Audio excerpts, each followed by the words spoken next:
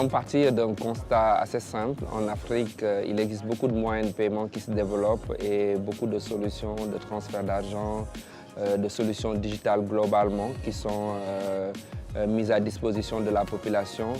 Mais pour que ces solutions puissent fonctionner, elles doivent passer par des marchands qui sont supposés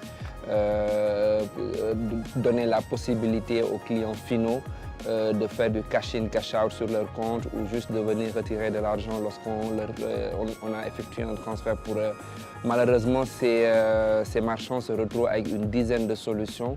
Chaque solution avec son propre terminal, chaque solution avec sa propre interface, son login et son mot de passe, son stock à gérer. Et nous avons décidé de mettre tout cela au sein d'une seule interface, un seul appareil mobile et fournir ainsi aux marchands une interface unique qui lui permet d'accepter tous les moyens de paiement, mais aussi de fournir un large catalogue de services digitaux.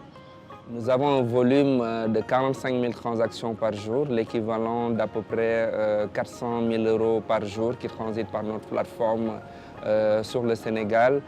Nous venons de lancer juste d'autres pays. Nous espérons en tout cas atteindre dans chacun de ces pays le million de transactions dans les mois, années à venir. Je suis très fier de ce que nous avons pu réaliser avec nos actionnaires Total et Worldline du groupe Atos. Pour une petite start-up ayant démarré ses activités dans un petit pays de l'Afrique de l'Ouest, réussir à signer un tel partenariat avec des acteurs du CAC 40 et pu avoir à signer un contrat sur 8 pays dans un déploiement sur 12 mois avec comme perspective sur 36 mois. Nous pensons qu'il fallait le faire et nous avons été très ravis d'être arrivés à le faire.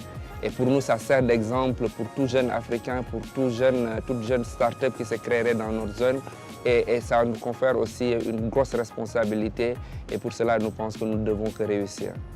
Nous pensons que les crypto-monnaies ont forcément un grand avenir en Afrique. Cependant, nous comparons toujours la crypto-monnaie uniquement à la monnaie traditionnelle qui est entièrement contrôlée par les banques. Mais il ne faut pas oublier aussi qu'en Afrique, la monnaie électronique s'est fortement développée. Le mobile money se développe à une grande vitesse. On parle de plus de 3 milliards de dollars de transactions par année. On parle de centaines de milliers de points qui proposent aujourd'hui le mobile money. Nous pensons que ces deux monnaies devront cohabiter et on verra dans l'avenir qui remportera cette bataille.